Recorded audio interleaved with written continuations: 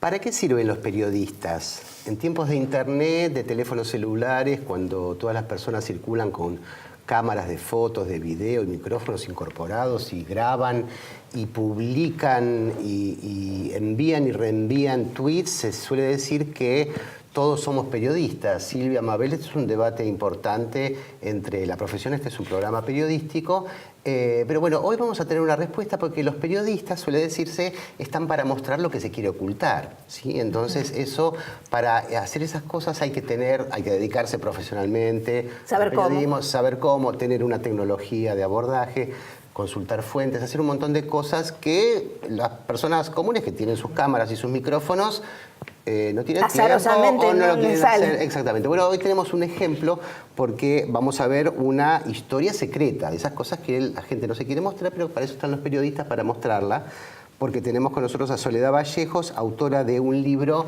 que acaba de aparecer, no sé si lo podemos ver en pantalla, Olivos, Historia secreta de la Quinta Presidencial. La intimidad jamás contada de la política argentina.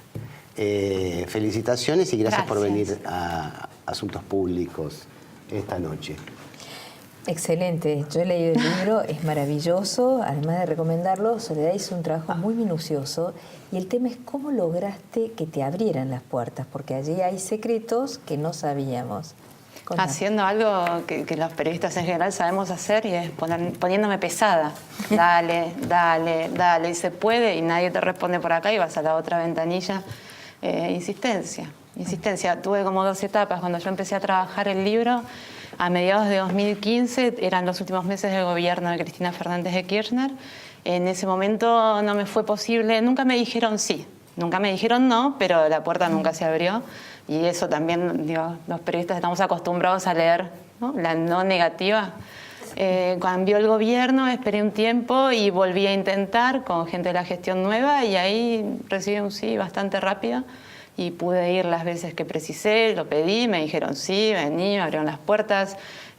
Pasó el tiempo y me quedé pensando y buscando algunos datos más y empecé a preguntar pavadas y me siguieron respondiendo, así. ¿Y por qué? ¿Por qué mirar esto? ¿Por qué no? ¿Por qué no lo habíamos mirado? ¿No? Empecé a trabajar en el libro porque yo estaba buscando algo para leer sobre el tema. A mí me gusta mucho leer historia, leo de todo un poco, pero leo mucho historia y no encontraba nada integral, si querés, sobre la Quinta. Sí, algo anecdótico, mucho recogido en revistas, anécdotas que se repetían con el correr de las décadas, ¿no? Se volvían a reciclar. Lo que pasaba cuando había archivo de sobre, ¿no? Claro, que ibas, buscabas una nota de hacía 20 años y decías, esto hace mucho que no se publica, lo uso. Claro. Pasaba mucho. Y no había nada generado nuevo a partir de eso y nada que viera el lugar íntegro, ¿no?, a lo largo del tiempo. Y dije, bueno, si no está, lo hago yo, con esa cosa un poco loca y omnipotente que tenemos a veces, ¿no? Porque si no hay, lo hago. Vos no sos periodista política, no. ¿o sí? No. Porque vos podrías haber dicho, sos un periodista acreditado en la Casa de Gobierno y donde están que tiene fuentes, bueno, claro, como cualquier Ojalá, me divertiría, pero no. Yo estoy en Sociedad, trabajé mucho tiempo en el suplemento Las 12, o sea, también manejo bastante temas de género, pero hago de todo un poco. También creo mucho en el periodismo, según el cual, sí, claro, hay especializaciones, pero vos podés abordar otro tema más allá del que haces todos los días si lo tomás con seriedad, ¿no? Yo no me pondría a hacer periodismo económico de un día para el otro porque desconozco todo, por ejemplo. Pero alguna faceta desde lo social por ahí sí podría hacerlo. Bueno, así lo tomé. ¿Y cómo surge, a ver, porque sabemos que la Quinta de Olivos fue un regalo, contanos un poquito, ¿qué pasó, cómo se origina y quién es el primer presidente que va a vivir allí? Es genial. La Quinta era propiedad de una familia que descendía, una de las ramas descendía del virrey Olaver Feliú. Pasa entre distintas manos, entre hermanos, primos y tíos que se lo van heredando. Más o menos se agranda hacia chica como chacras, ¿no? Era una zona rural, de producción rural, agropecuaria, se criaban animales. Cuando empieza el siglo XX, esas extensiones eran propiedad de un solo señor que no estaba casado, no tenía descendientes y deja en su testamento estipulado que lo quiere legar al Estado Nacional como residencia de los presidentes, que era algo que no existía, o como parque público. Este señor es Carlos Villate Olaguer, y una de las calles es Villate, ¿no? Aunque no respeta la grafía original del apellido, le faltó una T. Y él entonces lo deja. El Estado tarda un tiempito en aceptarlo, un par de años, entre el 20 y el 22 toma posesión, pero recién el primer presidente se instala a vivir ahí y a partir de él todos los demás es un presidente de facto, Aramburu, porque él no quería ir a vivir al Palacio Unzué, donde había muerto Evita, donde vivía Perón, hasta ser derrocado. Y de facto, de un día para el otro se instala en Olivos y ya está. En el 55 recién, sí, 1955. Antes tuvo usos protocolares y venía un presidente del extranjero, por ahí se organizaba un agasajo ahí, alguna fiesta. Fue colonia de vacaciones para niños débiles, se llamaba, en la época de Justo, y fue el club de la rama femenina de la UES en el segundo peronismo. Pero no vivían ahí permanentemente. Pero sin embargo decías que Perón tenía un tigre, ¿cómo es esa anécdota? Perón tenía un tigre. En la Quinta hubo muchos animales, ¿no? No hay registro oficial, no hay una listita que vos abras un acta y diga, bueno, fulano, tal animal, tanto tiempo. ¿Fotos? Hay fotos y hay recuerdos. Claro. ¿No? Hay recuerdos de las personas. Sí. A mí me interesa mucho, y esa es como la parte más periodística, si querés, abordar la historia de este tipo de lugares a partir de esos testimonios. Claro. Y hay gente que vive que todavía recuerda haber visto ese tigre. Un registro oral, ¿no? De historia oral. Bien, claro. Pero con herramientas periodísticas, ¿no? A veces el periodismo nos lleva a estar muy en el día a día. Lo que empieza, como mucho, haces una cobertura, si tenés mucha suerte, de 6 meses de algo. Claro. Todo es perecedero. Y no, a veces se puede hacer otra cosa. Así que, porque muchos hubiéramos pensado que la Quinta de Olivos se utilizaba desde mucho antes como residencia presidencial. Antes los presidentes inicialmente vivían en su casa o... Claro, muy al principio vivían en sus casas. De hecho, Irigoyen vivió en su casa, en la calle Brasil, que ahora está demolida, claro, ¿no? Ahí cerca de Constitución. Alguno vivió un tiempo, creo que era Ortiz, porque estaba ciego, él tenía muchos problemas de salud y le costaba mucho moverse hasta su casa. Había adoptado un ala de casa de gobierno como residencia, pero muy pequeña. Después, durante un tiempo, vivieron en Suipacha al Mil, que ahora es de la Conferencia Episcopal Argentina. La Libertadora se los da a ese predio, digamos, pagando las culpas del enfrentamiento de Perón con la Iglesia. Todo el tiempo hay como historias así. Las residencias presidenciales van y vienen, ¿no? Y la última había sido el Palacio Unzué, que la compran en la década infame. Ahora no me acuerdo si fue Justo el que termina firmando eso, pero la compran para residencia y la terminan usando como un jardín de infantes durante un montón de tiempo. Y recién Perón y Evita son los primeros en vivir ahí y los únicos en vivir ahí. Estamos hablando de la mansión Unzué, que ahora es el Hotel Forciso. No, es el predio donde está la Biblioteca Nacional, porque ese palacio lo demolieron en el 56. Al año siguiente de la Libertadora lo demolieron. Directamente lo borraron. Se acabó. No se nombra el tirano prófugo, no se nombra el partido y ya que está, tira eso. Sí, claro, lo demolieron. ¿Todos los países los presidentes viven en residencias o...? En todos no, pero... Y tampoco en todos está dividido la residencia del lugar de gestión del poder, claro, ¿no? El formal, por lo menos. Un caso muy típico que vemos claramente, Estados Unidos. La Casa Blanca, si bien está separada por alas, es en el mismo lugar que viven y en el mismo lugar que llevan adelante el mandato. En Francia tenés el Palacio del Eliseo, que pasa algo parecido. Acá, ¿de dónde viene separado esa tradición de...?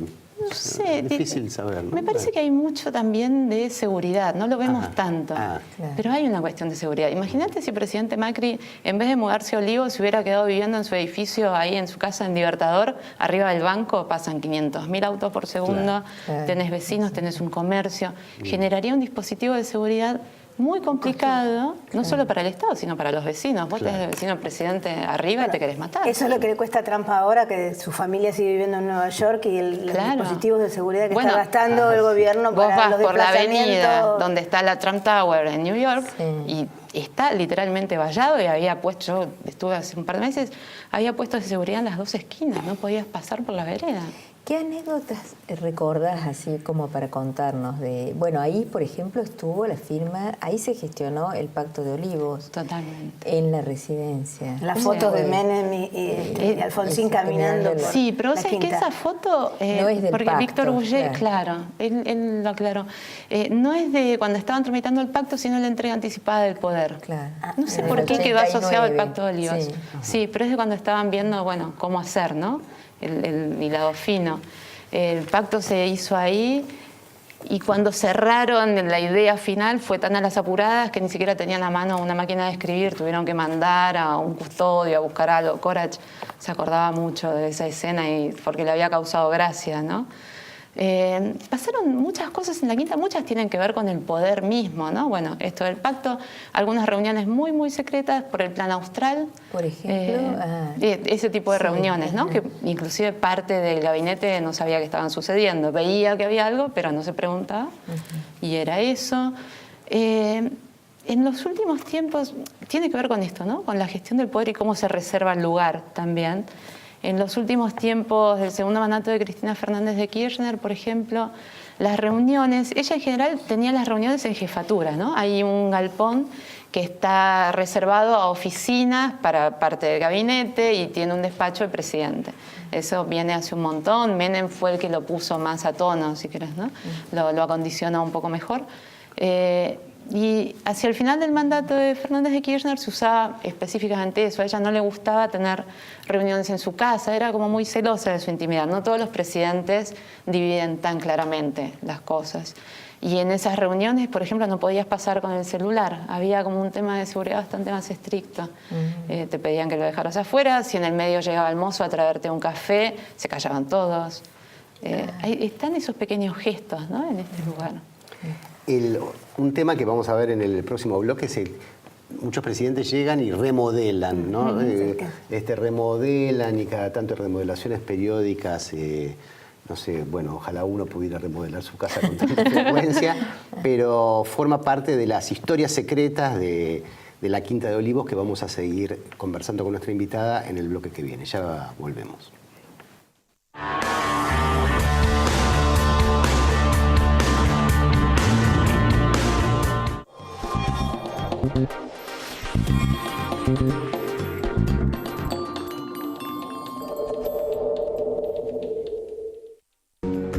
Invertimos en la mejor tecnología para conectar a los argentinos. Grupo Telecom. ExxonMobil, líder en tecnología para la operación segura y eficiente de recursos no convencionales de gas y petróleo, está contribuyendo con el progreso del país desde sus operaciones en la provincia de Neuquén. Aceitera General Dehesa, una empresa comprometida desde hace más de 65 años con el desarrollo del país y las generaciones futuras. En la Ciudad Autónoma de Buenos Aires, vivir mejor es ley. Legislatura de la Ciudad Autónoma de Buenos Aires. El fruto de nuestro trabajo es parte de tu mesa. Por eso, queremos que nos conozcas. En Monsanto ayudamos al campo a producir más alimentos cuidando los recursos naturales. Entrá a Descubrí Monsanto y sé parte de la conversación. Voz de Neo 1825.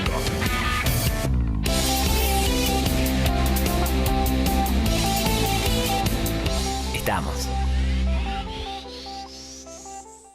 ¿Pensaste alguna vez en todo lo que te da la tierra? Profértil. Vida para nuestra tierra.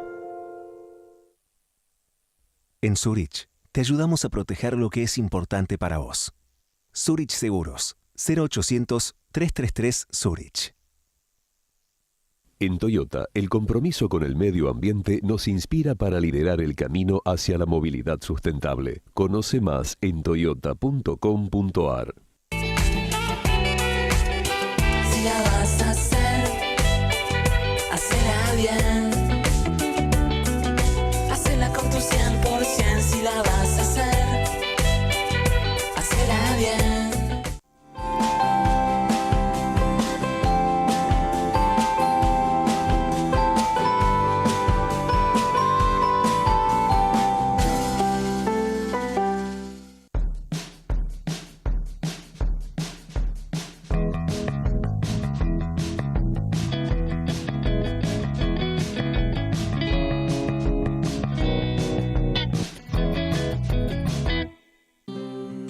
Cuando elegís papel Ledesma, elegís un consumo responsable.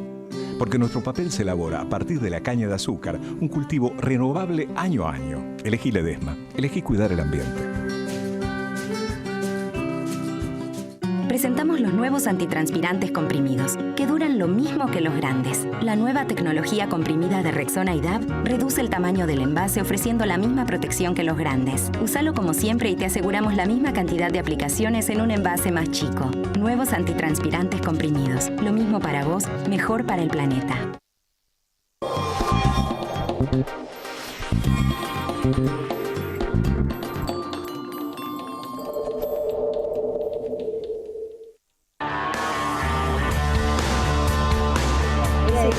Seguimos en Asuntos Públicos, hoy explorando la intimidad, la historia secreta de la quinta presidencial con la periodista Soledad Vallejos, que escribió su libro Olivos. Entonces, la pregunta que había quedado era ¿por qué cada nuevo presidente o cada tanto se remodela, alguien decide que no le gusta y remodelan y remodelan? Un poco, la básica, cuando una persona cualquiera se muda a su casa, a un privado, siempre va a tratar de ponerlo un poco a tono, ¿no? Y podrías hacerlo y simplemente hacerlo sin decir nada, pero pasa algo repetido con todos los cambios de gestión, y es que todos los presidentes cuando llegan dicen la casa era un desastre, nunca estuvo tan mal la quinta, tengo que arreglar todo. Es como si volvieran a hablar de la pesada herencia, ¿no? Ajá. Por otros medios. Porque es una casa amoblada, ¿no? Está. Sí, igual los muebles entran y salen. Hay un lugar que se llama Patrimonio dentro de la quinta donde van a parar objetos y muebles en desuso. Vos podés elegir de ahí o podés llevar también muebles tuyos. Los de la Rúa llevaron casi todos los muebles de su casa. Ajá. Porque no querían sentirse rodeados de cosas extrañas y llevaron muchas de sus cosas. ¿Cuál fue un momento de esplendor de la quinta, con fiestas y demás? Es curioso, pero un momento en que se la mostró mucho, por ejemplo, fue en el gobierno de Lanuse, un gobierno militar. Bueno, ahí se casó la hija de Lanuse, Estela, con Roberto Rimoldi Fraga, el folclorista, que en ese momento era como la estrella del folclore y tenía mucho público juvenil, ¿no? Con lo cual era una especie de pareja dorada. Ellos se casaron un sábado y el viernes, el día inmediatamente anterior, hubo un levantamiento en Azul y Olavarría, muy sangriento, gran crisis del gobierno.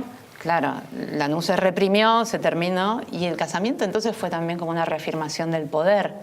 Y era una fiesta con más de 1000 invitados, Pipo Mancera transmitiendo en vivo, los planteles completos de Boca y de River porque eran amigos de Rimoldi Fraga, Benito Quinquela Martín, que tenía como 90 años y sin embargo estaba ahí. Claro, además Rimoldi Fraga, que era la contracara del folclore progresista y de todos los años 60, era la contracara de Rimoldi Fraga. Él se decía revisionista, claro, ¿no? Decía que, todavía hoy dice que eso era como, para él es un revisionismo y una cosa muy nacionalista, muy marcada. Sí. Y en ese momento, bueno, la quinta se vio, fue como una cosa más bien exclusiva, la cobertura estaba asegurada para algunos medios, no para todo el mundo, pero Lanús hacía uso todo el tiempo. Hubo una pelea muy importante de Monzón contra un boxeador que no recordaré, porque adulta mayor, y la pelea fue en el Luna Park. Había generado mucha expectativa. Lanús se presionó para que eso se transmitiera por la tele, la gente que había organizado la pelea no quería, finalmente gana Lanús, y entonces se transmite la pelea, Monzón ganó, y mientras tanto estaba el móvil de Canal 7 en el chalet de la Quinta de Olivos, Lanús con toda la familia, los nietos, preparado para dialogar con Monzón, hicieron un dúplex. Wow. Él todo el tiempo jugaba con esto de la intimidad y la política y figuras muy populares, ¿no? No sé si era un esplendor de la quinta, pero sí se la mostraba mucho. Por ahí un momento en que tuvo una puesta en valor muy subrayada fue en la época de Menem, ¿no? Pero también la quinta venía, esas son las imágenes justas de Monzón y Lanús. La quinta venía del periodo del alfonsinismo. Alfonsín no había hecho obra en la quinta, todo el tiempo tenía otras urgencias. Siempre hubo otro tipo de prioridades y no se fijaba en cómo estaba, cómo no estaba. Y Menem lo que hace, más allá de que por ahí en algunas cosas hizo un poquito de más, fue ponerla en valor, ¿no? Tiró abajo, había un tinglado, por ejemplo, que tapaba un camino y eso se usaba para estacionar. Yo la otra vez estaba hablando con un colega, se acordó, lo había llegado a ver, y era una cosa medio desprolija, ¿no? Cuando vas haciendo capa sobre capa, bueno, Menem deshace eso y la empareja un poquito. En un momento había sala de prensa allí, después la sacan. ¿No? Hubo en la época de Ilia un tiempito, después no. De hecho, cuando fue el golpe de Frondizi no había sala de prensa. Todos los colegas estaban haciendo guardia en la puerta de Villate y había una familia que vivía enfrente, los Gasolo, que tenían muy buena onda y prestaban el teléfono para que llamara a las redacciones, porque claro, sin celular, sin internet, ¿cómo cubrir? ¿Cómo cubrir? Y el derrocamiento de Frondizi fue tapa de Clarín, que sacó 5 ediciones esa noche. Wow. ¿Y cómo transmitís? O sea, bueno, había una familia muy buena onda que prestaba el teléfono, les daba un café, alguna vez les hicieron una nota, pero ahí no había sala de prensa. Después, en el menemismo se inaugura una, se usó mucho en ese tiempo y ahora está con llave. Y después No se está usando. Lo que sí hay es un lugar en el centro de convenciones, pero bien dentro de la quinta, donde se puede llegar a armar una conferencia de prensa. La sala queda como si estuviera en un rincón del paredón, ¿no? Vos como periodista entras ahí, pero no podés pasar al resto de la quinta. ¿Qué tamaño tiene la Quinta de Olivos? Son 32 hectáreas. 32 hectáreas. La ¿Y una seguridad construcción de es de eso cuántos también metros? La construcción, los terrenos cubiertos son es que hay muchas casas, son muchas sí. cosas. Tenés el chalet principal, la casa de huéspedes, las oficinas, jefatura, la cocina para el personal, el comedor del personal, el microcine, un lugar donde puede llegar a quedarse a dormir la gente del helicóptero, por ejemplo, otro espacio de mantenimiento. El destacamento militar, la casa del intendente, la huerta, la capilla, es grande, es grande. Y el jardín también es el parque enorme, es hermoso. muy lindo. Hay un proyecto ahora, ¿no?, de abrirlo. Sí, lo han anunciado 2 veces, no sé qué fechas tendrán para efectivizarlo, pero la idea es un proyecto entre la municipalidad y el gobierno nacional, y la idea es tirar abajo parte de los muros de Maipú para habilitar algunos metros como parque para niños. Yo sospecho, no he hablado con los responsables del proyecto, que deben tener algún tema de seguridad ahí, claro, ¿no? Si todavía no empezaron es porque hay algo a resolver. Claro, ¿y los famosos asados? Siempre se habla de los asados en la quinta. En los asados se cocina mucha política, ¿no? Salvo los estrictamente familiares, como por ahí era en la época de Alfonsín, que los Alfonsín eran un familión, y entonces los domingos no entraba más nadie, no había muchos funcionarios. Todo el tiempo ahí hay acuerdos políticos y de hecho genera algún tipo de conflicto, rispidez más que conflicto, en los últimos tiempos en particular, en que el asado viene después del partidito de fútbol, ¿no? Y los funcionarios excluyen ahí deliberadamente a las funcionarias y se habla de política. Claro, claro. Malcorra se quejó bastante. Malcorra se eso, quejó, claro. y Malcorra se ha ido, pero ella se quejó mucho en su momento. Y la ministra Stanley, que tiene una cartera bastante sensible, queda excluida de eso. Es una política de género curiosa, ¿no? Claro, siendo el eje en el partido, ¿no? En sí, el fútbol, un poco sesgada. Claro. ¿Cambió ahora Olivos con Macri y Julián Aguada? ¿En qué? ¿En el ritmo? Estéticamente y el ritmo. Bueno, cambió algo muy fuerte, si querés. Es Cristina Fernández de Kirchner había pintado la casa de un tono como bordó, el chalet. Y era un cambio muy fuerte para el paisaje, ¿no? Porque esa casa históricamente había sido blanca y quedaba muy distinto al lugar. El primer gran cambio, si querés, es que vuelven al color original y que también tiene un poco que ver con el estatus que logró el chalet con los años, porque recién en 2013 se lo declara lugar histórico. Hasta antes cualquiera podía hacer lo que quisiera. Tardó mucho tiempo, ¿no? Digo, el Estado argentino en decir, bueno, este lugar hay que preservarlo. Entonces ahora los cambios que haya que hacer o que se quieran hacer, hay que consultarlos con la Comisión Nacional de Museos y Lugares Históricos, y ellos dan el ok o no. En este último caso hicieron eso, ¿no? Les dijeron, bueno, queremos pintar, queremos hacer esto o lo otro, y dieron el ok. Claro, así que la forma, el formato también tiene un sentido ya, se va afirmando el sentido histórico. Sí, bueno, esa casa, el chalet, fue diseñado en 1855 por Prilidiano Pueyrredón, el pintor. Claro.